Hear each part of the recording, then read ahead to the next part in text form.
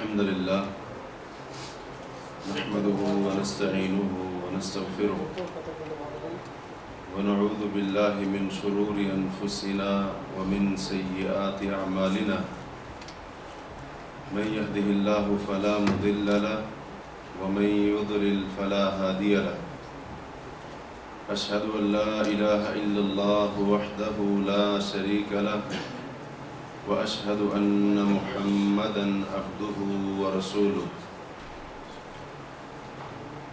أما بعد فإن خير الحديث كتاب الله وخير الهدي هدي محمد صلى الله عليه وسلم وشر الأمور محدثاتها وكل محدثة بدعة وكل بدعة ضلالة وكل ضلالة في النار من يطع الله ورسوله فقد رشد واهتدى ومن يعص الله ورسوله فقد ضل وغوى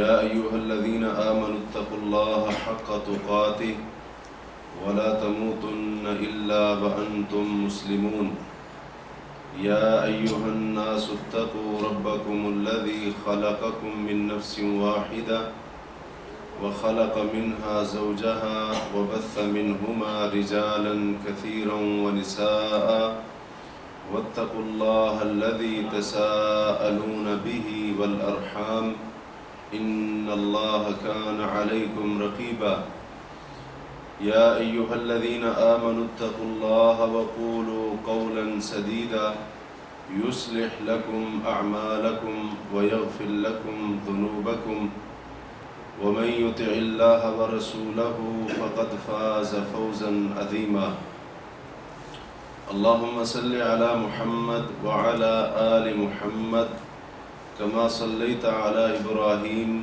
وعلى آل إبراهيم إنك حميد مجيد اللهم بارك على محمد وعلى آل محمد كما باركت على إبراهيم وعلى آل إبراهيم إنك حميد مجيد رب اشرح لي صدري ويسر لي أمري واحلل عقدة من لساني يفقه قولي واحلل عقدة من لساني يفقه قولي واحلل عقدة من لساني يفقه قولي اللهم انفعنا بما علمتنا وعلمنا ما ينفعنا وزدنا علما سبحانك لا علم لنا إلا ما علمتنا إنك أنت العليم الحكيم أعوذ بالله من الشيطان الرجيم بسم الله الرحمن الرحيم يوم لا ينفع مال ولا بنون إلا من أتى الله بقلب سليم وقال الله تعالى في مقام آخر وإن من شيعته لإبراهيم إذ جاء ربه بقلب سليم وقال الله تعالى في مقام آخر والذين جاءوا من بعدهم يقولون ربنا اغفر لنا ولإخواننا الذين سبقونا بالإيمان ولا تجعل في قلوبنا غلا للذين آمنوا ربنا إنك رؤوف رحيم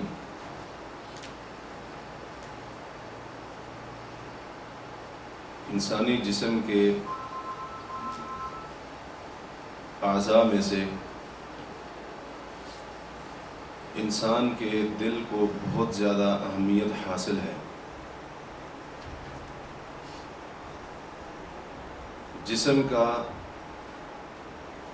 یہ وہ بنیادی اور مرکزی حصہ ہے جس کا صحیح ہونا اور تندرست ہونا زندگی اور صحت کی دلیل اور علامت ہوا کرتی ہے۔ اگر دل میں کوئی تکلیف یا بیماری ہو تو یہ انسان کے لیے مہلک اور جان لیوا ثابت ہو سکتی ہے، جیسا کہ آئے روز ہم بہت ساری خبریں پڑھتے بھی ہیں، سنتے بھی ہیں کہ حرکت قلب بند ہو جانے کی وجہ سے فلاں کی موت واقع ہو گئی۔ فلاں بندے کے دل نے کام کرنا چھوڑ دیا جس کی وجہ سے وہ دنیا فانی سے رخصت ہو گیا۔ یہ تو تھی انسانی جسم اور صحت کے اعتبار سے دل کی اہمیت۔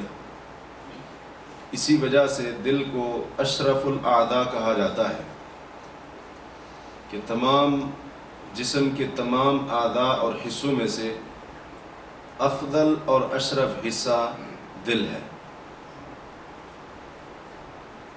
اسی طرح سے شرعی نقطہ نظر کے اعتبار سے بھی اس دل کی بہت زیادہ اہمیت ہے، جیسا کہ نبی کریم صلی اللہ علیہ وسلم کا فرمان ہے۔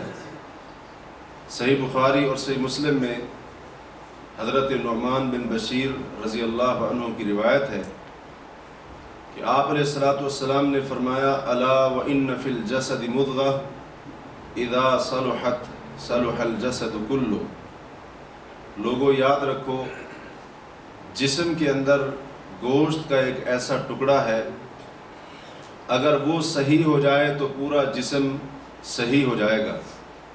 وَإِذَا فَسَدَتْ فَسَدَ الْجَسَدُ كُلُّ، اور اگر وہ خراب ہو جائے، اگر وہ فاسد ہو جائے اور اس میں بگاڑ پیدا ہو جائے تو پھر پورا جسم خراب ہو جاتا ہے اور فاسد ہو جاتا ہے، بگاڑ کا شکار ہو جاتا ہے۔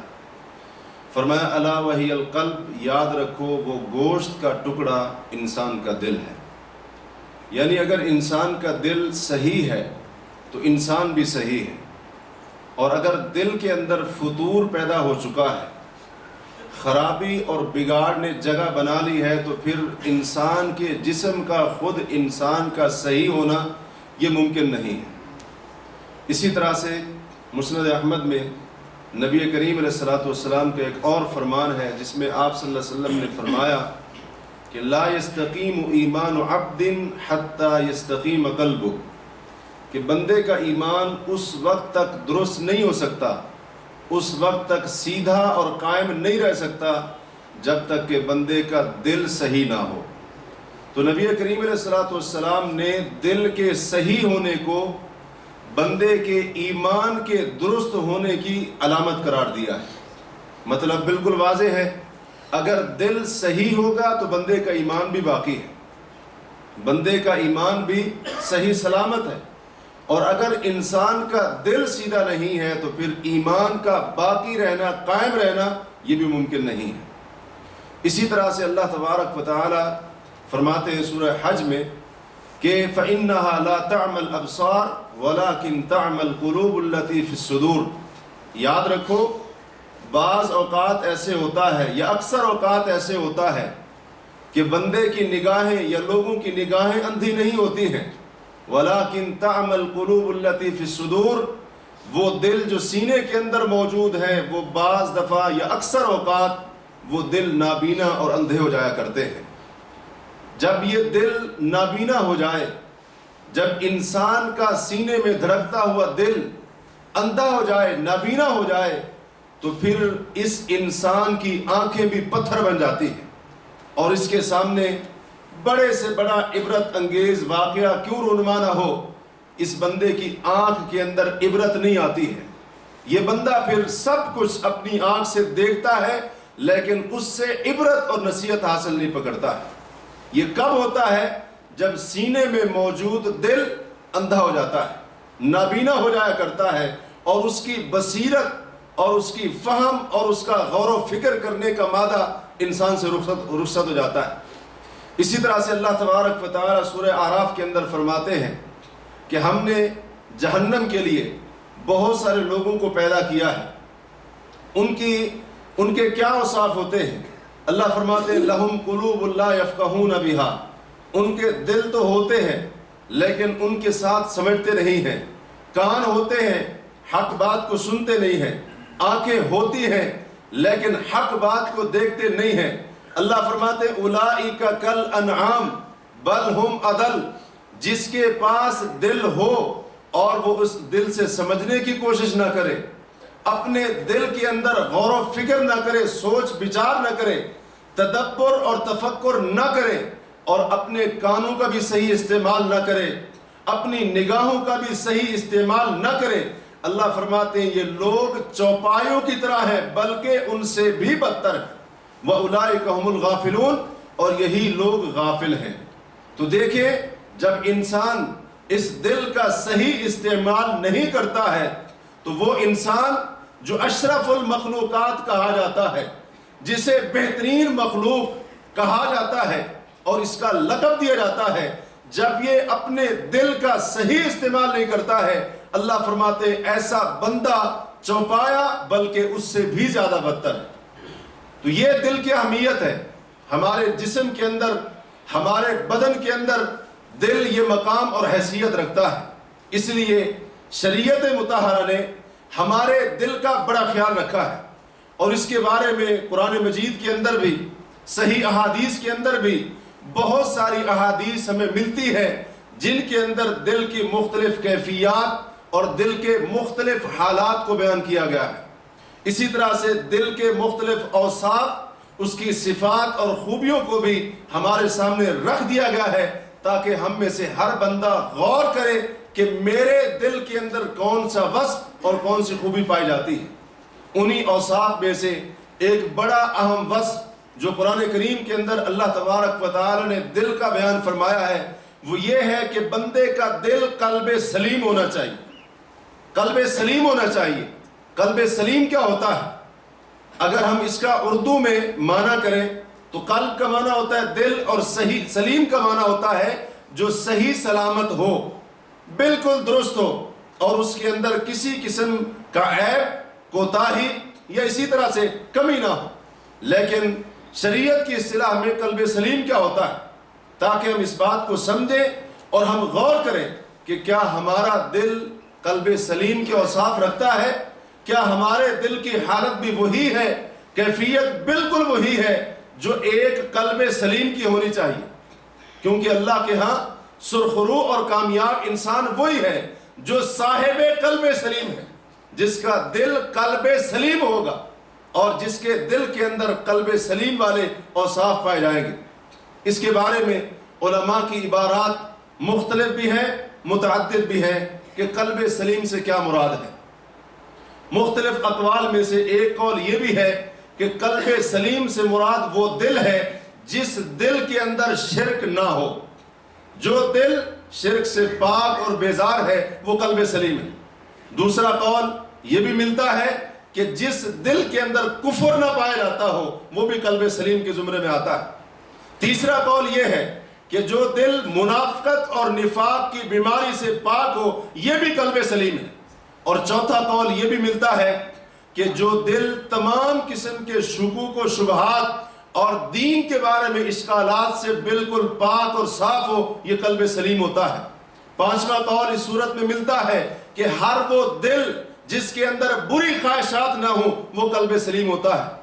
چھٹا قول یہ ملتا ہے کہ قلب سلیم سے مراد وہ دل ہے جس دل کے اندر دنیا کی محبت نہ ہو اور دنیا میں کسی قسم کی ریاست، عہدہ، منصب اور اونچائی اور برتری کی محبت اس دل کے اندر نہ ہو، وہ قلب سلیم ہوا کرتا ہے۔ اسی طرح سے ساتواں قول قلب سلیم کے بارے میں یہ بھی ذکر کیا گیا ہے کہ وہ دل جس کے اندر بخل نہ ہو یا بخل کی شدت نہ ہو، کنجوسی کی شدت نہ ہو، یہ بھی قلب سلیم ہے۔ اور آٹھواں قول جو ہمارے آج کے موضوع سے متعلق ہے وہ یہ بھی ذکر کیا گیا ہے کہ قلب سلیم سے مراد وہ دل ہے جو اس قدر پاک اور صاف ہو، اس قدر ستھرا اور پاکیزہ ہو، اس قدر طیب اور طاہر ہو کہ اس دل کے اندر کسی کے بارے میں بغض، حسد، کینہ، عداوت، نفرت اور انتقام اس قسم کے جذبات نہ پائے جائیں، یہ دل قلب سلیم ہوتا ہے۔ اور اللہ تبارک و تعالی نے، شریعت مطہرہ نے ہم میں سے ہر ایک سے مطالبہ کیا ہے کہ ہمارے دل دوسروں کے بارے میں بالکل پاک اور صاف ہونے چاہیے۔ کسی کلمہ پڑھنے والے کے بارے میں بھی ہمارے دل کے اندر بغض، کینہ اور اس قسم کے جذبات پیدا نہیں ہونے چاہیے، اور اس قسم کی چیزیں ہمارے دل کے اندر نہیں ہونی چاہیے۔ اللہ تبارک و تعالی نے اس چیز کو ہمارے لیے جائز ہی قرار نہیں دیا ہے، بلکہ یہ چیز اسلامی اخوت اور بھائی چارے کے بالکل خلاف ہے۔ اس لیے اللہ کے رسول علیہ السلام نے جہاں پر فرمایا تھا المسلم اخو المسلم کہ مسلمان مسلمان کا بھائی ہے، اور جہاں پر اللہ کے رسول نے فرمایا تھا وَكُونُوا عِبَادَ اللَّهِ إِخْوَانًا، اللہ کے بندو سارے کے سارے بھائی بھائی بن جاؤ، وہیں پر اللہ کے نبی نے کچھ چیزوں سے منع کیا تھا۔ ایک چیز یہ بھی تھی وَلَا تَبَاغَضُوا وَلَا تَدَابَرُوا، ایک دوسرے کے بارے میں اپنے دل اور سینے میں بغض نہ رکھو۔ اللہ کے رسول نے اخوت اور بھائی چارے کا مطلب بتا دیا کہ مسلمانوں کے بھائی چارے کا مطلب یہی ہے کہ مسلمان کے دل کے اندر دوسرے مسلمان کے بارے میں بغض اور کینہ نہیں ہوتا ہے۔ یہ معنی ہے المسلم اخو المسلم کہ مسلمان مسلمان کا بھائی ہوتا ہے، ایک مومن دوسرے مومن کا بھائی ہوتا ہے۔ آج ویسے تو ہمیں اپنے دل کے اندر قلب سلیم والے تمام اوصاف پیدا کرنے کی ضرورت ہے۔ ہمارا دل شرک سے بھی پاک ہونا چاہیے، کفر سے بھی پاک ہونا چاہیے، منافقت سے بھی پاک ہونا چاہیے، دنیا کی محبت، بخل کی شدت اور اسی طرح سے حسد وغیرہ ان چیزوں سے بھی پاک ہونا چاہیے۔ لیکن جو چیز انتہائی زیادہ غور کرنے کے قابل ہے وہ یہ ہے کہ آج مجھے اور آپ کو، ہم سب کو اپنے دلوں کو بغض اور کینے سے پاک کرنا ہوگا، کیونکہ آج ہمارے معاشرے کے تقریباً سبھی افراد کی یہ حالت ہے کہ ہر بندہ دوسرے کے بارے میں اپنے دل میں تھوڑا ہو یا زیادہ ہو، مقدار کم ہو یا زیادہ ہو، کہیں نہ کہیں دل کے کسی کونے کے اندر دوسرے مسلمان کے بارے میں بغض اور کینہ ضرور رکھتا ہے، حسد کا شکار ہے، نفرت اس کے دل کے اندر بھری ہوئی ہے، اور اسی طرح سے بغض کا شکار ہو چکا ہے، دوسرے کے بارے میں بغض اور کینہ کسی نہ کسی انداز کے اندر ضرور پال رہا ہے اپنے دل کے اندر، اپنے سینے کے اندر۔ اور یہ ایسی بیماری ہے، ایسا مرض ہے جس کا فوراً علاج کرنا چاہیے، جس کے علاج کی انتہائی اشد ضرورت ہے، اور فوراً سے پہلے اس کا علاج کرنا چاہیے، کیونکہ حسد ہو، بغض اور کینہ ہو، اس قسم کی تمام بیماریاں جب کسی کے دل کو لگ جاتی ہیں تب تک نہیں چھوڑتی ہیں جب تک بندے کا دل مردہ نہیں ہو جاتا ہے، جب تک اس کا دل زندہ دل سے قلب میت نہیں بن جاتا ہے تب تک یہ بیماریاں انسان کے دل کا پیچھا نہیں چھوڑتی۔ آج ہم سے ہمارا ایمان، ہم سے ہمارا اسلام، ہماری شریعت، ہمارا دین ہم سے تقاضا کرتا ہے کہ ہمارے دل ایک دوسرے کے بارے میں بالکل پاک اور صاف ہونے چاہیے۔ نبی کریم علیہ السلام نے کیا ہی خوب مثال بیان فرمائی، ابو داؤد وغیرہ کی روایت اللہ کے رسول فرماتے ہیں المؤمن للمؤمن المؤمن مرآت اخیہ المؤمن، کہ مومن اپنے مومن بھائی کا آئینہ ہوا کرتا ہے۔ اور ایک روایت میں آتا ہے اللہ کے رسول صلی اللہ علیہ وسلم نے فرمایا مومن کے لیے ایسے ہوتا ہے جیسے آئینہ ہوتا ہے، شیشہ ہوتا ہے، اور شیشہ تبھی اچھا لگتا ہے جب بالکل صاف ہوتا ہے۔ اور آئینے کی ایک خصوصیت یہ بھی ہوتی ہے کہ آئینہ سب کچھ دکھا دیتا ہے، بالکل صاف اور شفاف ہوتا ہے، سب کچھ دکھا دیتا ہے۔ اللہ کے رسول نے دیکھے کیسی جامع مثال بیان فرمایا مومن کے لیے ایسے ہے جیسے آئینہ ہوتا ہے، اس طرح سے صاف اور پاک ہوتا ہے، اس کے دل کے اندر، سینے کے اندر کسی قسم کی کدورت، بغض، نفرت اور اسی طرح سے کینہ وغیرہ اس قسم کی کوئی چیز نہیں ہوتی ہے، بلکہ مومن آئینے کی طرح اپنے بھائی کے لیے صاف اور ستھرا ہوتا ہے۔ تو یہ مثال اللہ کے نبی علیہ السلام نے ہمارے سامنے بیان کی ہے، اور ہمیں اپنے دل کو قلب سلیم اس لیے بھی بنانا چاہیے کیونکہ اللہ تبارک و تعالیٰ کی مخلوق میں سے سب سے بہترین مخلوق، میری مراد انبیاء اور رسول، اللہ نے ان کا وصف بھی یہی بیان کیا ہے کہ وہ قلب سلیم کے مالک تھے، ان کے دل بھی بالکل صاف ستھرے تھے، اور ان کے دلوں کے اندر ایسی کوئی بھی چیز نہیں تھی جو انہیں اللہ سے دور کر دے، یا اللہ کی مخلوق میں سے خاص طور پر جو ایمان والے ہیں ان کے بارے میں کسی قسم کا حسد اور بغض ان کے دلوں کے اندر پایا جاتا ہو۔ اللہ تبارک و تعالی سورہ صافات کے اندر حضرت ابراہیم خلیل اللہ کے بارے میں فرماتے ہیں وَإِنَّ مِن شِيعَتِهِ لَإِبْرَاهِيمَ، یقیناً حضرت نوح کی نسل میں سے، ان کی ذریت اولاد میں سے، انہی کی جماعت اور گروہ میں سے ایک حضرت ابراہیم بھی تھے۔ کون ابراہیم؟ اِذْ جَاءَ رَبَّهُ بِقَلْبٍ سَلِيمٍ، لوگوں اس وقت کو یاد کرو جب ابراہیم اپنے رب کے پاس قلب سلیم لے کر آئے۔ تو اللہ تبارک و تعالیٰ نے ابراہیم خلیل اللہ کی صفت یہ بیان کی کہ ان کا دل قلب سلیم تھا، اور قلب سلیم کے بارے میں ہم سن چکے ہیں۔ یقیناً حضرت ابراہیم کا دل شرک سے بھی پاک تھا، کفر سے بھی پاک تھا، منافقت سے بھی پاک تھا، اس کے علاوہ دوسروں کے بارے میں حسد، بغض، کینہ، تکبر وغیرہ اس قسم کے جذبات رکھنا ابراہیم کا دل ان تمام چیزوں سے پاک تھا۔ اس لیے تو اللہ نے فرمایا اذ جاء ربہ بقلب سلیم، جب ابراہیم اپنے رب کے ساتھ رب کے پاس قلب سلیم لے کر حاضر ہوئے۔ اور انبیاء کی جماعت، رسولوں کی جماعت وہ جماعت ہے جس کی اقتداء کرنے کی، جس کے نقش قدم پر چلنے کی مجھے اور آپ کو، تمام اہل ایمان کو تعلیم دی گئی۔ اللہ نے ان کا یہ وصف بیان کیا ہے۔ کس لیے بیان کیا ہے؟ تاکہ ہم بھی یہ وصف اپنے اندر پیدا کریں۔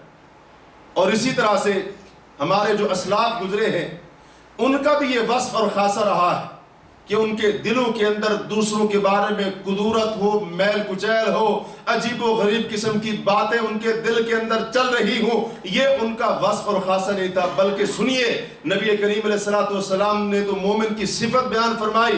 آپ نے فرمایا المؤمن غر کریم والفاجر خب لئیم، کہ جو مومن ہوتا ہے وہ بیچارہ دھوکہ کھا جاتا ہے، اچھے اخلاق والا ہوتا ہے، اور جو فاسق اور فاجر ہوتا ہے وہ دھوکے باز ہوتا ہے اور انتہائی گھٹیا قسم کا انسان ہوتا ہے۔ اس حدیث کی شرح کے اندر امام مناوی رحمہ اللہ ان کی کتاب ہے فیض القدیر، اس کے اندر فرماتے ہیں کہ غرن سے مراد کیا ہے؟ غرن سے مراد یہ ہے کہ اللہ کے رسول مومن کی تعریف بیان کر رہے ہیں کہ مومن بیچارہ اتنا سیدھا سادہ ہوتا ہے، اتنا اس کو دوسروں کے اوپر اچھا گمان ہوتا ہے، دوسروں کے بارے میں اس قدر اس کا دل اور سینہ صاف ہوتا ہے، وہ سمجھتا ہے کہ کوئی بھی مجھے دھوکہ نہیں دے گا۔ اسی وجہ سے ایک سچا مومن دوسروں سے دھوکہ کھا جاتا ہے۔ کیوں؟ اس کا دل پاک ہوتا ہے، اس کا دل صاف ہوتا ہے، اس کے سینے کے اندر یہ بات نہیں ہوتی ہے کہ کوئی کلمہ پڑھنے والا مجھے دھوکہ دے گا۔ اسی وجہ سے اللہ کے رسول نے فرمایا جو مومن ہوتا ہے وہ دھوکہ کھا جاتا ہے۔ کس لیے کھا جاتا ہے؟ اب اگر وہ فنکاری دکھانا چاہے تو اس کو بھی آتی، اگر وہ کچھ اور اس قسم کا عمل اور طرز عمل اختیار کرنا چاہے تو اس کو بھی آتی ہے، لیکن اللہ کے ڈر کی وجہ سے وہ اپنے دل کے اندر تمام مسلمانوں کے بارے میں حسن ظن رکھتا ہے، سینے کو صاف رکھتا ہے۔ اللہ کے رسول فرماتے ہیں مومن ایسا ہوتا ہے کہ وہ دھوکہ کھا جاتا ہے، اور جو فاسق اور فاجر ہوتا ہے وہ دھوکے باز ہوتا ہے، دوسروں کو دھوکے دیتا ہے اور انتہائی گھٹیا پن کے اوپر اتر آتا ہے۔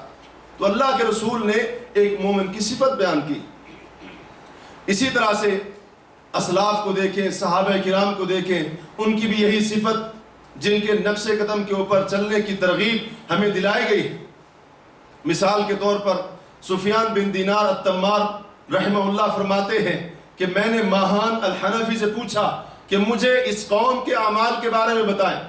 قوم سے مراد تابعین اور صحابہ کرام ہیں، ان کا عمل کیسا تھا؟ تو انہوں نے کہا ان کے عمل بہت کم تھے، وَكَانَتْ صُدُورُهُمْ سَلِيمًا یا وَكَانَتْ قُلُوبُهُمْ سَلِيمًا، عمل تھوڑے تھے لیکن دل صاف تھے، دلوں کے اندر کوئی ایسی چیز نہیں تھی۔ اسی طرح امام ابو نعیم رحمہ اللہ حلیت الاولیاء ان کی کتاب ہے، اس کے اندر یہ قول نقل کرتے ہیں، یہی سفیان بن دینار ہیں، وہ کہتے ہیں میں نے ابو بشیر جو حضرت علی کے ساتھیوں میں سے تھے رضی اللہ عنہ اس سے پوچھا کہ آپ مجھے بتائیں ہم سے پہلے جو لوگ گزرے ہیں یعنی صحابہ کرام ان کا عمل کیسا ہوا کرتا تھا؟ انہوں نے جواب دیا کانت اعمالہم قلیلہ، ان کے عمل بڑے کم تھے لیکن اجر ان کو بہت زیادہ ملتا تھا، عمل تھوڑا اجر زیادہ ملتا تھا۔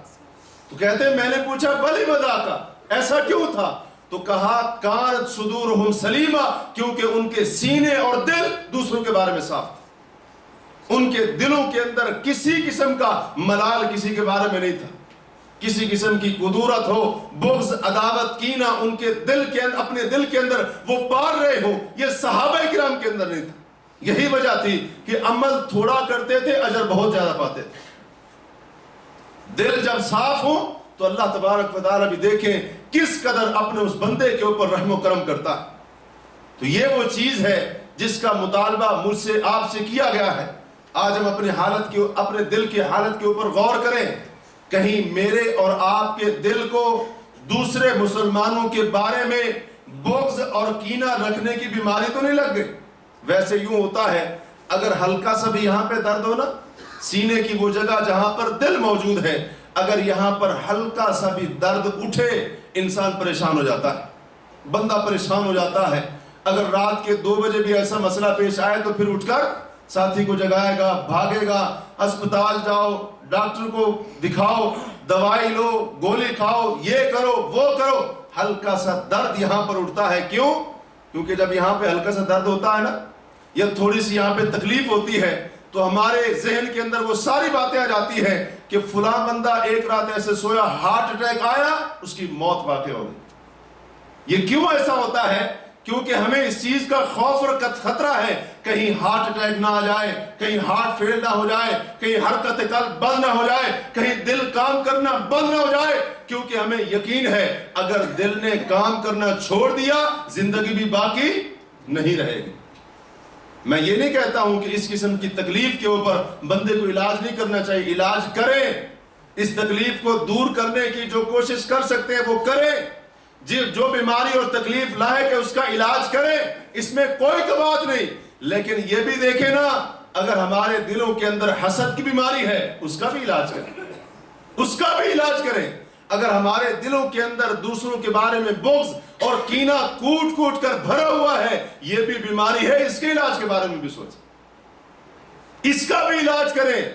اس کے بارے میں بھی سوچیں کہ یہ بیماری مجھ سے کیسے جائے گی، میرا دل دوسروں کے بارے میں کیسے صاف ہوگا.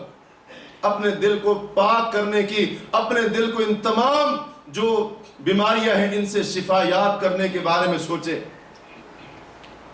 بہت بڑی اشد ضرورت ہے یہ علاج کرنے کی، اپنے دل کو ان بیماریوں سے پاک کرنے کی انتہائی اشد ضرورت ہے. لیکن حالت یہ ہے کہ ہمارا اس طرف دھیان ہی نہیں ہے. خاص طور پر اپنے ملکوں کی بات کر رہا ہوں. ابھی جانے کا اتفاق ہوا تو وہاں پہ تو کچھ حالت ہی اور ہے. ویسے یہاں پر بھی ہماری حالت کچھ کم نہیں ہے، لیکن وہاں پہ جا کر جب یہ حالت دیکھی تو انسان حیران رہ جاتا ہے. آپ ایک بندے کے پاس بیٹھے، وہ دوسرے کے بارے میں وہ ایسی ایسی باتیں کرے گا گویا کہ زہر اگل رہا ہے. جس کے بارے میں بات کر رہے ہیں اس کے پاس جا کر بیٹھے تو وہ پہلے کے بارے میں باتیں کر رہا ہے. بغض، عداوت، فلاں ایسا ہے، یہ ویسا ہے، وہ ویسا ہے. یہ سب کیا؟ یہ ہمارے دل میں ہونا چاہیے. ہمارے دل اس سے پاک اور صاف ہونے چاہیے. اللہ کی قسم نہ دنیا میں نہ آخرت میں ہم کامیاب نہیں ہو سکتے ہیں جب تک ہمارا دل صاف اور ستھرا نہیں ہوگا، جب تک ہمارا دل اپنے مسلمان بھائیوں کے بارے میں پاکیزہ نہیں ہوگا، شفاف نہیں ہوگا. اللہ کی قسم دنیا اور آخرت کی کامیابی کو ہم حاصل نہیں کر سکتے. اور جو شخص اپنے دل کو قلب سلیم بناتا ہے، اپنے دل کے اندر قلب سلیم والے اور صاف پیدا کرتا ہے، اس کے لیے کیا فائدہ؟ اس کے لیے بڑے فائدے، جن میں سے ایک بہت بڑا فائدہ دنیاوی زندگی کے اندر اس کو حاصل ہوتا ہے کہ ایسا بندہ جس کا دل دوسرے مسلمانوں کے بارے میں بغض، کینہ، حسد، عداوت وغیرہ کے جذبات سے پاک ہوتا ہے، اللہ کی قسم اس بندے کی زندگی بڑے اطمینان سے گزرتی ہے. بڑے اطمینان اور چین اور سکون کی زندگی وہ بندہ گزارتا ہے جس کا دل دوسروں کے بارے میں صاف ستھرا ہوتا ہے، جس کے سینے کے اندر کوئی کدورت اور ملال نہیں ہوتی. آج ہم لوگ سکون کی تلاش میں ہیں، دل کا سکون چاہیے، قلبی اطمینان نہیں ہے، روح کو سکون نہیں ہے، ضمیر مطمئن نہیں ہے. ذرا قرآن کی تعلیمات کی طرف تو آئیں. اللہ اور اس کے رسول نے جو احکامات دیے ہیں ان احکامات کو اپنائیں. اللہ کی قسم دل کو بھی سکون ملے گا، زندگی بھی سکون والی گزرے گی. یہ آگ تو ہم نے خود لگائی، اور افسوس تو یہ ہے آگ لگا کر اس کو بجھانے کا خیال بھی نہیں. اس کی زندگی بڑے اطمینان کی گزرتی ہے جو بندہ اپنے دل کو دوسروں کے بارے میں بالکل صاف ستھرا رکھتا ہے. زید بن اسلم رحمہ اللہ یہ تابعی ہے، یہ کہتے ہیں کہ میں یا کوئی اور ابو دجانہ انصاری رضی اللہ عنہ صحابی، انصاری صحابی، کہتے ہیں یہ بیمار تھے، میں گیا یا کوئی اور گیا اسی بیماری کی حالت میں. اب ہم سب جانتے ہیں اگر ہمیں کوئی بیماری لگی ہو، اللہ تعالیٰ محفوظ رکھے، یا کسی بیمار کو ہم نے دیکھا ہو کہ بیماری کی حالت میں انسان کی کیا کیفیت ہوتی. درد اور تکلیف کے آثار بندے کے چہرے پر نمایاں ہوتے ہیں. بڑی تکلیف کے اندر بیمار انسان ہوتا ہے, اگرچہ ہلکی سی بیماری کیوں نہ. کہتے ہیں بیماری کی حالت میں ان کے پاس گئے تو کیا دیکھتے ہیں؟ وَكَانَ وَجْهُهُ يَتَهَلَّلُ, چہرہ ان کا چمک اور دمک رہا. بیمار بندہ اس کی حالت یہ نہیں ہوا کرتی. کہتے ہیں جب جا کر دیکھا اگرچہ بیمار تھے لیکن چہرہ چمک اور دمک رہا تھا. تو پوچھنے والے نے پوچھا مَا بَالُ وَجْهِكَ يَتَهَلَّلُ, کیا بات ہے آپ کا چہرہ چمک رہا ہے, آپ کا چہرہ انتہائی دمک رہا ہے, وجہ کیا ہے؟ انہوں نے کہا کہ دو باتیں ہیں, دو عمل ایسے ہیں جن کے اوپر مجھے بڑا اعتماد ہے. ایک عمل ایسا ہے کہ میں نے کبھی کوئی فضول بات اپنی زبان سے نہیں نکالی, اس عمل کے اوپر مجھے بڑا اعتماد ہے. اور دوسرا عمل کہ میرا سینہ اور دل دوسروں کے بارے میں پاک صاف رہا. میں نے دل کے اندر کبھی کسی کے بارے میں کوئی ایسی ویسی چیز نہیں رکھی ہے. دیکھیں جب کسی بندے کا سینہ اور دل دوسرے مسلمانوں کے بارے میں صاف شفاف ہوتا ہے, اللہ ایسی زندگی دیتا ہے. ابو دجانہ انصاری صحابی رسول بیماری کی حالت میں بھی چہرہ دمک رہا ہے, چہرہ دمک رہا ہے. اور آج صحت مند بھی, نوجوان بھی چہرہ اترا ہوا ہے, چہرہ اترا ہوا ہے. وجہ کیا ہے؟ یہاں پر خرابی, یہاں پہ کیا ہے؟ یہاں پہ بغض ہے, یہاں پہ کینہ پال رہا ہے. تو پھر چہرے کے اوپر رونق کیسے آئے, زندگی کے اندر اطمینان کیسے آئے؟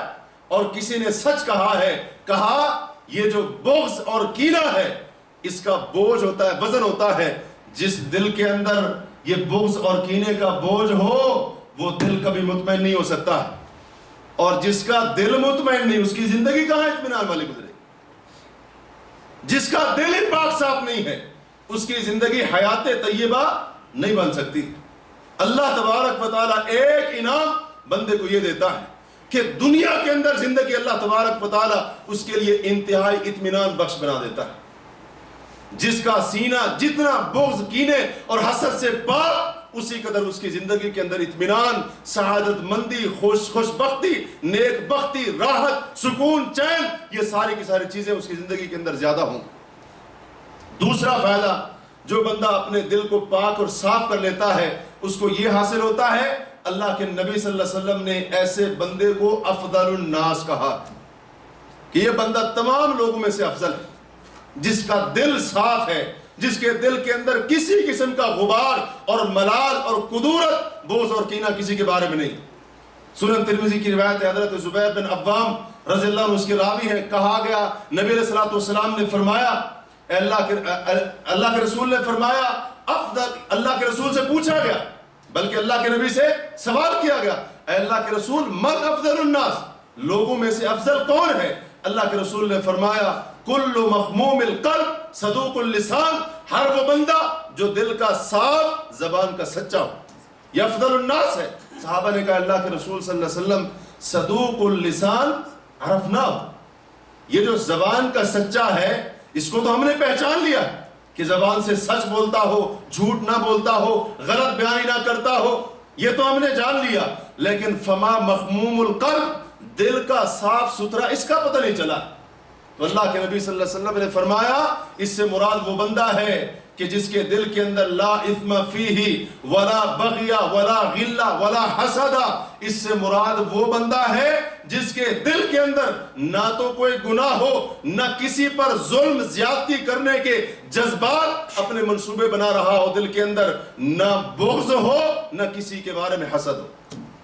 یہ بندہ ہے مخموم القلب جو صاف دل والا ہے. اللہ کے نبی فرماتے ہیں جس کا دل صاف, زبان کا سچا, یہ افضل الناس, یہ لوگوں میں سے افضل ترین بندہ ہے اور اس کا مقام سب سے زیادہ ہے. امام ابن رجب رحمہ اللہ فرماتے ہیں افضل الاعمال سلامت الصدر من الشحناء کلھا, تمام اعمال میں سے افضل عمل یہ ہے کہ بندہ اپنے سینے کو, اپنے دل کو تمام قسم کے بغض سے پاک اور صاف رکھے. یہ افضل عمل, اس سے بہتر کوئی اور عمل نہیں ہو سکتا.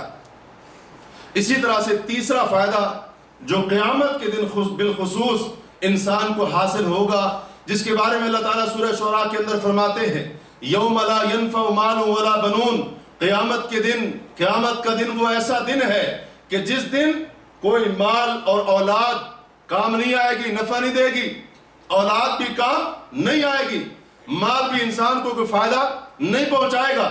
عام طور پر ایسے ہوتا ہے دنیا میں انسان کو اس کا مال بھی فائدہ پہنچاتا ہے اور اس کی اولاد بھی فائدہ پہنچاتی ہے۔ اگر کہیں کسی مصیبت کے اندر گرفتار ہو جائے، پھنس جائے، تو یا تو مال دے کر چھوٹ جاتا ہے یا پھر اس کی اولاد اس کا دست بازو بن کر اس کی اس تکلیف کو دور کرنے کا ذریعہ بنتے ہیں۔ اللہ نے فرمایا قیامت کا دن ایسا دن نہیں ہے، یوم لا ینفع مال ولا بنون، قیامت کا دن وہ دن ہے جب مال اور اولاد کوئی فائدہ نہیں پہنچائیں گے، الا من اتى اللہ بقلب سلیم، سوائے اس بندے کے جو قیامت کے دن اللہ کے پاس قلب سلیم لے کر آئے گا۔ قلب سلیم لے کر آئے گا جب انسان کا مال اولاد کوئی چیز اس کو فائدہ نہیں دے رہی، یہ قلب سلیم، یہ دنیا کے اندر اس نے دل اپنا پاک صاف رکھا تھا، اپنے دل کے اندر کسی قسم کا کینہ، بغض، حسد، نفرت، کدورت اس کے دل کے اندر نہیں تھی۔ اللہ فرماتے ہیں قلب سلیم والا قیامت کے دن یہ قلب سلیم اس کو فائدہ اور نفع پہنچائے گا۔ حشر کے میدان میں قیامت کی گھڑی ہو سختیوں کے اندر یہ قلب سلیم اس کو فائدہ دے گا۔ کیسا فائدہ دے گا؟ یہ فائدہ دینے کی بہت ساری صورتیں ہو سکتی ہیں، جن میں سے ایک فائدہ یہ قلب سلیم بندے کو یہ پہنچائے گا کہ جو بندہ دنیا کے اندر دوسروں کے بارے میں اپنے دل کو، سینے کو پاک اور صاف رکھتا تھا، یہ سینے اور دل کو پاک صاف رکھنا، اپنے دل کو قلب سلیم بنانا، بالکل پاکیزہ اپنے دل کو بنا لینا، کسی قسم کی عداوت اور نفرت اس کے دل کے اندر نہیں تھی، یہ ایسا ذریعہ ہے جو بندے کے لیے جنت کا راستہ آسان کر دے گا۔ امام احمد بن حنبل رحمہ اللہ مسند کے اندر اس روایت کو لائے ہیں۔ حضرت انس بن مالک رضی اللہ عنہ فرماتے ہیں کہ ایک بار ہم رسول کریم صلی اللہ علیہ وسلم کے پاس بیٹھے ہوئے تھے، تو آپ نے فرمایا یطلع الآن علیکم رجل من اہل الجنہ، اے میرے صحابہ ابھی تمہارے سامنے ایک جنتی بندہ آئے گا، ایک جنتی بندہ آئے گا۔ حضرت انس کہتے ہیں ہم نے دیکھا ایک انصاری صحابی اس حالت میں مسجد نبوی کے اندر داخل ہوا کہ وضو کے پانی کے قطرات کی وجہ سے اس کے چہرے سے پانی اس کی داڑھی سے پانی ٹپک رہا تھا، اور اس نے اپنے جوتے ہاتھ میں اٹھا کر بغل میں دبائے ہوئے تھے۔ اس حالت کے اندر وہ داخل ہوتا ہے۔ ایک دن گزرا، اگلا دن ہوا، اللہ کے رسول کے پاس بیٹھے ہوئے تھے، آپ نے فرمایا یطلع الآن علیکم رجل من اہل الجنہ، اے میرے صحابہ ابھی تمہارے سامنے ایک جنتی بندہ آئے گا۔ حضرت انس کہتے ہیں کیا دیکھتے ہیں؟ وہی انصاری صحابی اسی حالت میں جہاں سے کل آیا تھا وہیں سے آج ظاہر اور نمودار ہو رہا ہے۔ 2 دن گزر گئے، تیسرا دن ہوا، اللہ کے رسول صلی اللہ علیہ وسلم نے یہی جملہ ارشاد فرمایا ایک جنتی تمہارے سامنے آئے گا۔ حضرت انس کہتے ہیں تیسرے دن بھی وہی انصاری صحابی اسی حالت کے اندر مسجد میں داخل ہوا۔ حضرت عبداللہ بن عمرو بن عاص اس مجلس کے اندر موجود تھے۔ جب 3 دن مسلسل اس انصاری صحابی کے بارے میں جنت کی بشارت سنتے رہے، تو تیسرے دن عبداللہ بن عمرو بن عاص کھڑے ہوئے، جب وہ بندہ جانے لگا اس کے پیچھے پیچھے چل دیے، تھوڑا دور گئے اور اس کو روکا، کہا معاملہ اس طرح سے ہے، میرا اور میرے باپ کا جھگڑا ہو گیا ہے، میرے باپ نے قسم کھائی ہے 3 دن تک گھر میں نہیں آنا، گھر میں قدم ہی نہیں رکھنا ہے، لہٰذا آپ مہربانی کریں مجھے اپنے گھر میں 3 دن رہنے کی اجازت دے دیں۔ اس نے کہا ٹھیک ہے چلو، وہ اپنے گھر لے گئے۔ مقصد کیا تھا؟ دیکھوں تو صحیح، 3 دن سے جنت کی بشارت مل رہی ہے مسلسل، عمل کیا کرتا ہے؟ کون سے ایسا عمل کرتا ہے وہ عمل میں بھی کروں اللہ مجھے بھی جنت دے دے؟ اور آج ہم لوگوں کی ٹو میں لگتے ہیں، تجسس کرتے ہیں، جاسوسی اختیار کرتے ہیں، دیکھوں صحیح کیا کر رہا ہے، اس کی کمزوری پکڑو، اس کو کوئی ایسی ویسی حرکت کرتے ہوئے دیکھ لوں، پکڑ لوں، میں بھی پھر اس کی ایسی کی تیسی کروں گا، اس کی بے عزتی کروں گا، اس نے فلاں موقع پر میری عزت کو اچھالا تھا، میں بھی اس کو دیکھوں گا۔ اللہ کی قسم صحابہ کرام ایسی سوچ بھی اپنے ذہن کے اندر نہیں رکھتے تھے۔ جانے کا مقصد کیا تھا صاحب؟ دیکھو تو صحیح کون سا ایسا چھپ کر اللہ کے سامنے عمل کرتا ہے، اللہ کو عمل پسند آ گیا، اللہ نے اپنے نبی کو بتا دیا یہ بندہ جنتی۔ چلے گئے، کہتے ہیں رات کو وہاں پر سوئے، اس کے گھر کے اندر رات گزاری، تو کیا دیکھتا ہوں عشاء کی نماز پڑھ کے آیا وہ بندہ سو رہا ہے. عبداللہ بن عمرو بن عاص سونے تو نہیں گئے تھے, اس کا عمل دیکھنے گئے تھے. کہتے میں دیکھتا رہا وہ سوتا رہا. ہاں ایک کام اس نے کیا, رات کو جب بھی آنکھ کھلتی اللہ کے ذکر کی آواز اس کی زبان سے سنتا تھا اور وہ اللہ اکبر کہتا تھا, اللہ کی کبریائی اور بڑائی کو بیان کرتا تھا. اور ایک دوسری بات تھی کہ وہ اپنی زبان سے ہمیشہ اچھی بات کہتا تھا, خیر ہی کہتا تھا, کوئی ایسی ویسی بات نہیں کرتا تھا. بس اس کے علاوہ کوئی عمل میں نے نہیں دیکھا. عشاء کی نماز پڑھی, فجر کی نماز کا فرض کا وقت ہو گیا, تب وہ اٹھا, درمیان میں کوئی نفل نہیں پڑھی, کوئی ایسا عمل نہیں کیا. ایک دن گزرا, دوسرا دن گزرا, یہی حالت. تیسرا دن گزرا, تیسری رات گزری, یہی حالت. آخر جب تیسری رات گزر گئی, میں نے اس سے پوچھا, حضرت عبداللہ بن عمرو بن عاص کہتے ہیں میں نے اس کے عمل کو انتہائی حقیر سمجھا. میں نے کہا کہ عمل کوئی کرتا نہیں ہے, پتہ نہیں جنت کی بشارت کیسے مل گئی. بالآخر میں نے پوچھ لیا, میں نے بتایا کہ میرے اور میرے باپ کو کوئی جھگڑا نہیں ہوا تھا. اللہ کے رسول 3 دن تک مسلسل آپ کے بارے میں جنت کی بشارت دیتے رہے. میں دیکھنے کے لیے آیا تھا آپ کون سا ایسا عمل کرتے ہیں جس کی وجہ سے یہ خوشخبریاں آپ کو مل رہی ہیں. اس نے کہا بھتیجے ما ہوا الا ما رأیتا, عمل صرف وہی ہے میرا جو تو نے دیکھا ہے, اس سے بڑھ کر کوئی اور عمل نہیں ہے. ہاں ایک بات ہے, میں جب بھی صبح کرتا ہوں میں نے اپنے دل کے اندر کسی مسلمان کے بارے میں دھوکہ نہیں رکھا. اور ایک روایت میں آتا ہے میں نے اپنے دل کے اندر کسی مسلمان کے بارے میں بغض اور کینہ نہیں رکھا. اور اسی طرح سے اللہ تبارک و تعالی اگر میرے مسلمان بھائیوں میں سے کسی کو کوئی نعمت اور چیز عطا کرتا ہے, میں نے اس نعمت اور چیز کے اوپر بھی اس کے ساتھ کبھی حسد نہیں کیا. حضرت عبداللہ بن عمرو بن عاص نے فرمایا کہ ہذہ التی بلغت بک, یہی تو وہ خوبی اور صفت ہے جس نے تجھے وہاں تک پہنچا دیا کہ اللہ کے رسول صلی اللہ علیہ وسلم 3 دن مسلسل جنت کی بشارت دیتے رہے. اور حضرت عبداللہ بن عمرو بن عاص کہتے ہیں اس کی طاقت ہمارے اندر نہیں, یہ کام کرنے کی طاقت ہمارے اندر نہیں. تو دیکھیں ایک بندہ جو اپنے دل کو مسلمانوں کے بارے میں دھوکہ, بغض, کینہ اور اسی طرح سے حسد سے پاک کرتا ہے, اللہ کے نبی صلی اللہ علیہ وسلم نے اس کو 3 دن مسلسل جنت کی خوشخبری سنائی. اور ہمارا ایمان ہے جس کے بارے میں محمد الرسول اللہ کی زبان اقدس سے جنت کی بشارت نکل گئی, انشاءاللہ وہ جنتی ہے, انشاءاللہ وہ جنتی ہے. اب یہ بھی تو دیکھیں نا کون سی صفات کی بنا پر یہ صفتیں پیدا کریں. ہمارا دل اور سینہ جب صاف ہوگا اور اس دل کے اندر کسی قسم کا ملال نہیں ہوگا, بغض اور کینہ نہیں ہوگا, حسد نہیں ہوگا دوسرے مسلمانوں کے بارے میں, انشاءاللہ یہ پاک اور صاف دل جنت میں جانے کا ذریعہ بنے گا.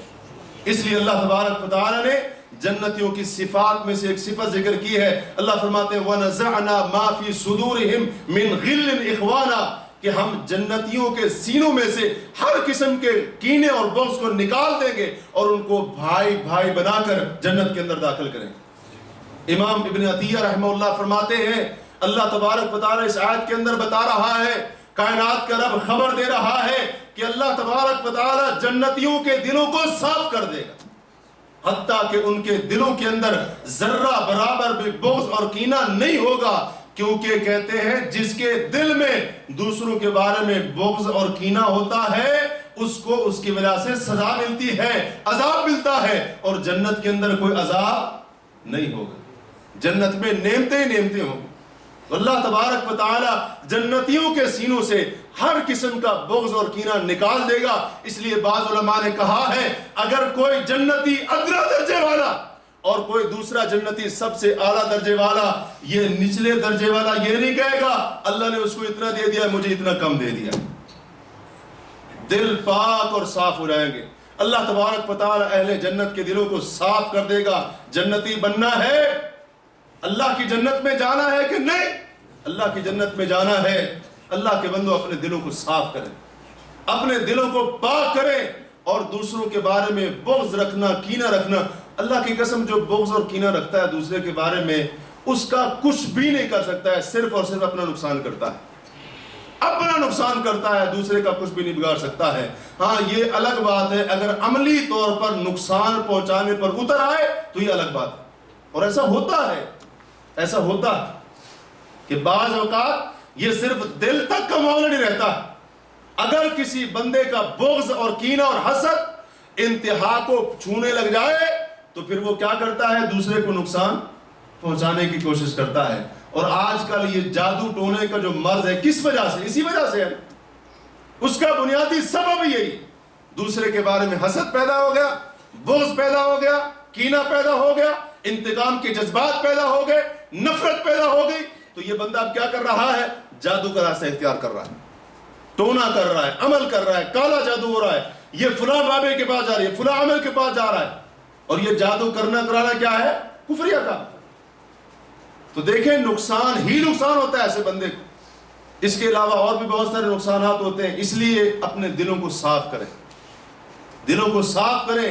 اس قسم کی تمام بیماریوں سے اپنے آپ کو پاک صاف کرنے کی کوشش کریں، ورنہ اس کا کوئی فائدہ ملنے والا نہیں، الٹا نقصان ہونے والا ہے. کیا نقصان ہوگا؟ ایک نقصان یہ ہوتا ہے کہ جو بندہ اپنے دل میں دوسروں کے بارے میں بغض اور کینہ رکھتا ہے، اس کا ایک نقصان یہ ہوتا ہے کہ اللہ کے رسول صلی اللہ علیہ وسلم نے فرمایا، سنن ترمذی کی روایت ہے، آپ نے فرمایا دب الیکم داء الامم، اے میری امت کے لوگوں، تمہاری طرف پچھلی امتوں کے اندر جو بیماری تھی وہ آہستہ آہستہ بیماری تمہارے اندر بھی داخل ہو چکی ہے. وہ کون سی بیماری تھی؟ البغضاء والحسد. پچھلی امتوں کے اندر بغض کی بیماری، کینے کی بیماری، حسد کی بیماری ان کے اندر موجود تھی. وہ بیماری آہستہ آہستہ تمہارے اندر بھی آ چکی. ہی الحالکہ، اللہ کے رسول نے فرمایا بغض اور حسد کی بیماری یہ موڑ دینے والی ہے، ختم کر دینے والی.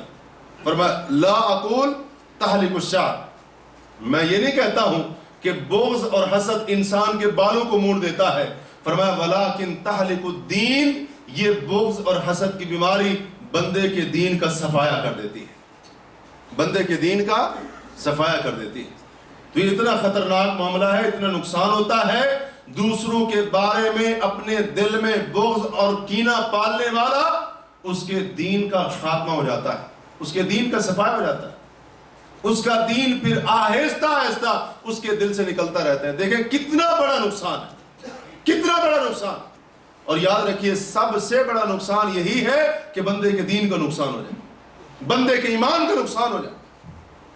تو دیکھیں اس حالت کے اوپر غور کریں کہ ہمارے دل کی حالت یہ تو نہیں ہے، بغض اور حسد تو نہیں ہے، ورنہ اللہ کے رسول نے فرمایا بغض اور حسد کی بیماری دین کا خاتمہ کر دیتی ہے.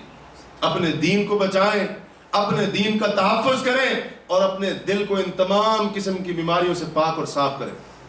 اسی طرح سے ایک اور نقصان یہ بھی ہوتا ہے، جو بندہ دوسروں کے بارے میں اپنے دل کے اندر بغض اور کینہ پالتا ہے، کہ یہ بغض اور کینہ اپنے دل کے اندر رکھنا اس کے گناہوں کی بخشش میں رکاوٹ بن جاتا ہے.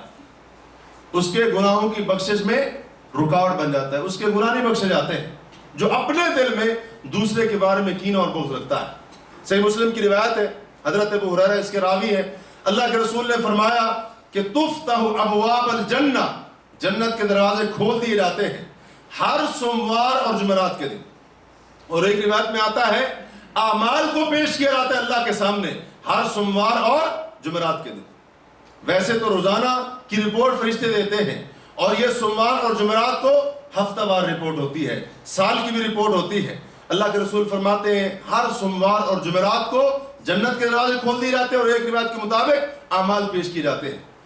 آپ نے فرمایا فَيُغْفَرُ لِكُلِّ عَبْدٍ لَا يُشْرِكُ بِاللَّهِ، اللہ اپنے ہر اس بندے کو معاف کر دیتا ہے جو اللہ کے ساتھ شرک نہیں کرتا. ہر اس بندے کو معاف کر دیتا ہے. إِلَّا رَجُلًا كَانَتْ بَيْنَهُ وَبَيْنَ أَخِيهِ شَحْنَاء، سوائے اس بندے کے، اس مسلمان کے، کہ اس کے درمیان اور اس کے مسلمان بھائی کے درمیان بغض اور کینہ ہو دل کے اندر، اللہ اس کو معاف نہیں کرتا ہے، اللہ اس کے گناہوں کو نہیں بخشتا ہے، اس کی بخشش نہیں ہوتی ہے. ورنہ ہر وہ بندہ جو شرک نہ کرتا ہو اللہ اس کو معاف کر دیتا ہے، اس کی بخشش نہیں ہوتی. جس کے دل کے اندر دوسرے مسلمان بھائی کے بارے میں بغض پایا جا رہا، اللہ تبارک و تعالیٰ کیا کہتا ہے، یا فرشتے کہتے ہیں ان فرشتوں کو جو نامہ اعمال لکھتے ہیں، جو گناہوں کو مٹانے والے ہیں، جن کو اللہ تبارک و تعالیٰ بخشتا ہے اور ان کے بارے میں حکم دیا جاتا ہے ان کے گناہوں کو معاف کر دو، کیا کہا جاتا ہے انہیں؟ انذروا ہذین حتی یصطلحا، انذروا ہذین حتی یصطلحا، انذروا ہذین حتی یصطلحا، ان دونوں کو جن کے آپس میں دلوں کے اندر بغض کینہ پایا جا رہا ہے، ان کے معاملے کو مؤخر کر دو، ان کے گناہوں کو بھی معاف نہیں کرنا ہے، ان کو ان کی حالت پر چھوڑ دو جب تک یہ صلح نہیں کرتے، یا دوسرا معنی جب تک اپنے دلوں کو ایک دوسرے کے بارے میں صاف نہیں کرتے تب تک ان کے گناہوں کی بخشش کے معاملے کو مؤخر کر دو۔ کیا ہم میں سے کوئی ایسا بندہ ہے جو یہ چاہتا ہو کہ میرے گناہ نہ بخشے جائیں، میرے گناہوں کو معاف نہ کیا جائے؟ اگر نہیں چاہتے ہو بلکہ یہ پسند کرتے ہو میرے گناہوں کو معاف کر دیا جائے، تو ہم سب کو چاہیے اپنے دل کے اندر کسی مسلمان کے بارے میں بغض اور کینہ نہ رکھیں۔ بغض اور کینہ ہوگا تو یہ بغض اور کینہ گناہوں کی بخشش اور معافی کے راستے میں بہت بڑی رکاوٹ بن جاتا ہے، اس بندے کے گناہ معاف نہیں ہوتے۔ یہ دیکھیں کتنا نقصان دہ معاملہ ہے، کتنا خطرناک معاملہ ہے۔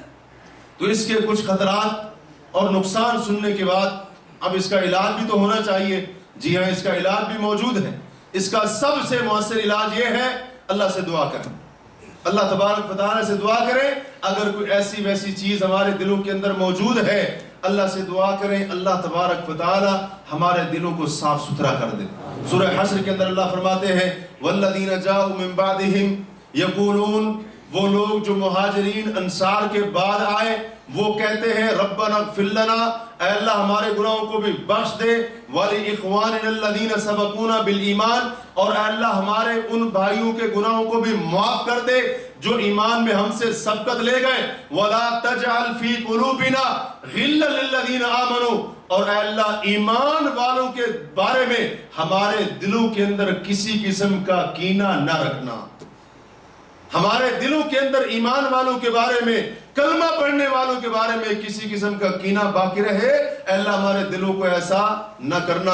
ربنا انک رؤوف الرحیم، اے ہمارے رب بے شک تو بڑا نرمی کرنے والا، شفقت کرنے والا اور نہایت رحم والا ہے۔ اس دعا کو بکثرت پڑھتے رہا کریں، بکثرت پڑھتے رہا کریں۔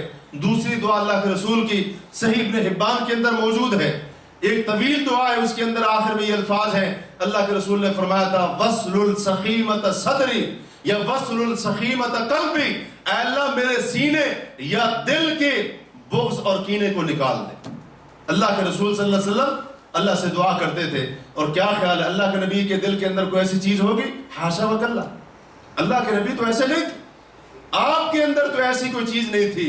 اللہ کے رسول صلی اللہ علیہ وسلم پھر بھی اپنے رب سے دعا کرتے تھے، اے اللہ میرے دل کو بغض اور کینے سے پاک کر دے، میرے سینے کو بغض اور کینے سے پاک کر دے۔ یہ دعا بھی اللہ سے کرتے رہا تھا۔ مستدرک حاکم میں صحیح روایت ہے، اللہ کے رسول صلی اللہ علیہ وسلم نے حضرت شداد بن اوس کو کہا تھا، اے شداد جب دیکھو کہ لوگوں نے سونے اور چاندی کے خزانوں کو جمع کیا ہوا ہے، ان کلمات کو جمع کر لینا، یہ دعا پڑھتے رہنا۔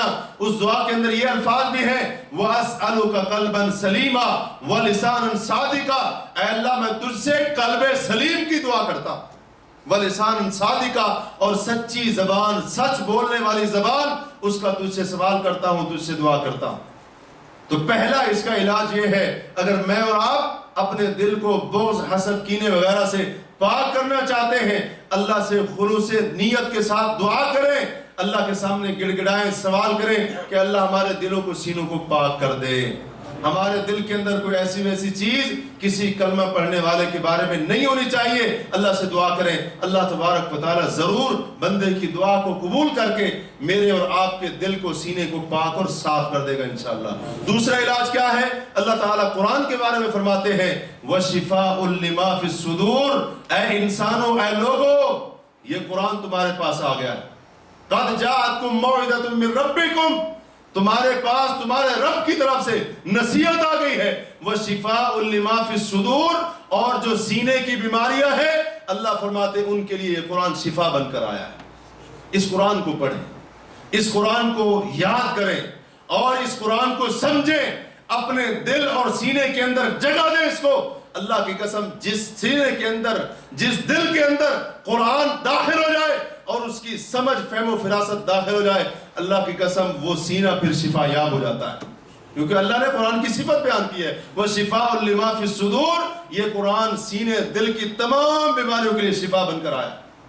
اور تیسرا اس کا علاج یہ ہے کہ تقدیر کے اوپر ایمان رکھیں، تقدیر پر اپنے ایمان کو مضبوط بنائیں اور اللہ کی تقسیم کے اوپر راضی ہو جائیں، اللہ کی تقسیم کے اوپر راضی ہو جائیں۔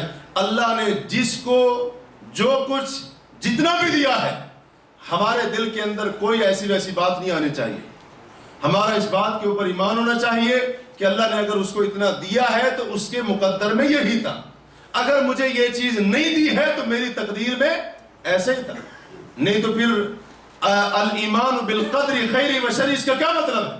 اچھی اور بری تقدیر کے اوپر ایمان رکھنا اس کا کیا مطلب ہے؟ اس کا یہی مطلب ہے حالات سازگار ہوں پھر بھی تقدیر کے اوپر ایمان ہونا چاہیے۔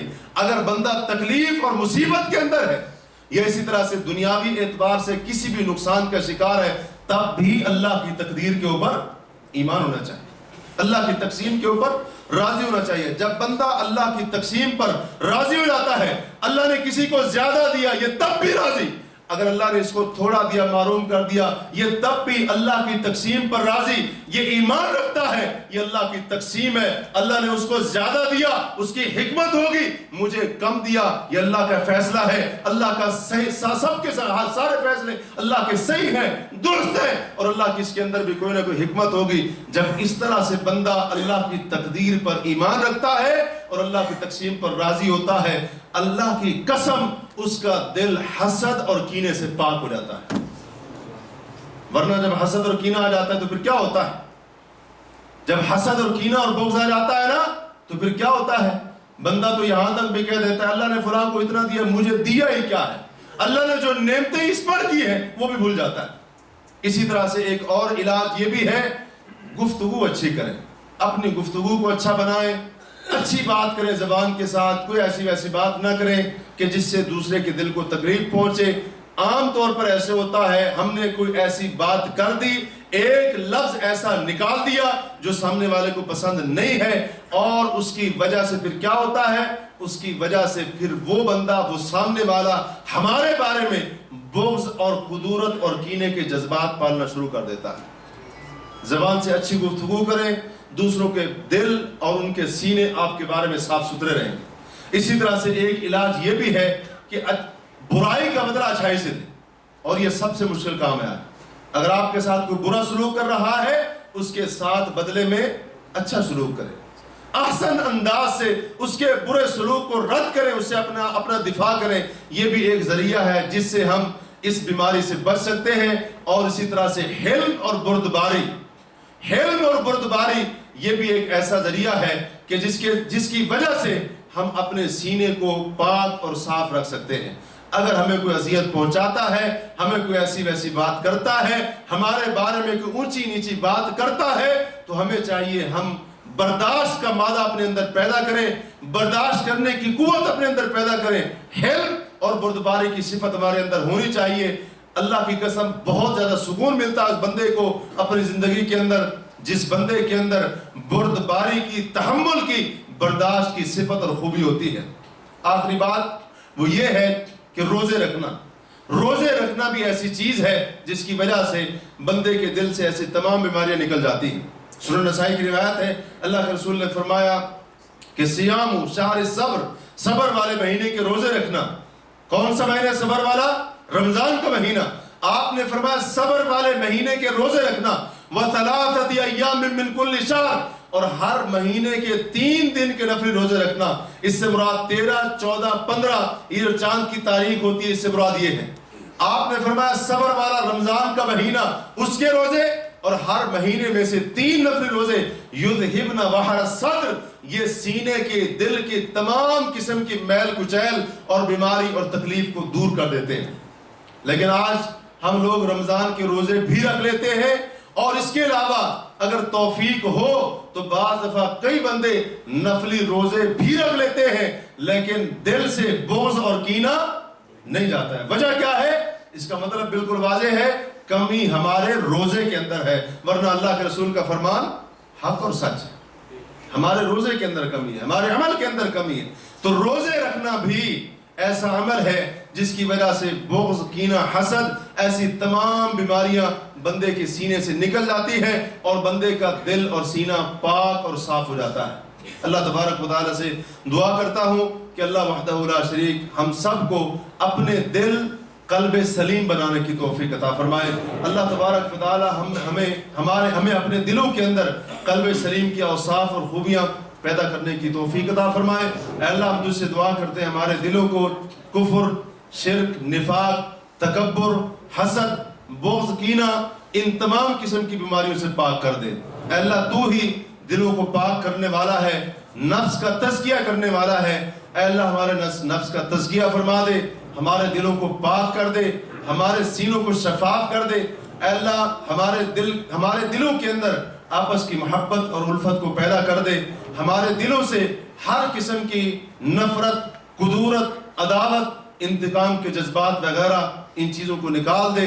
اے اللہ ہمارے سینوں کو، ہمارے دلوں کو صحیح سلامت بنا دے، ہمارے دلوں کو بالکل پاک اور صاف کر دے، ہمارے دلوں کو ایسا بنا دے جیسا دل تجھے پسند ہے، جس دل کے ساتھ تو راضی ہوتا ہے۔ اقول قولی ھذا واستغفر اللہ لی ولکم ولسائر المسلمین والمسلمات فاستغفروہ انہ هو الغفور الرحیم۔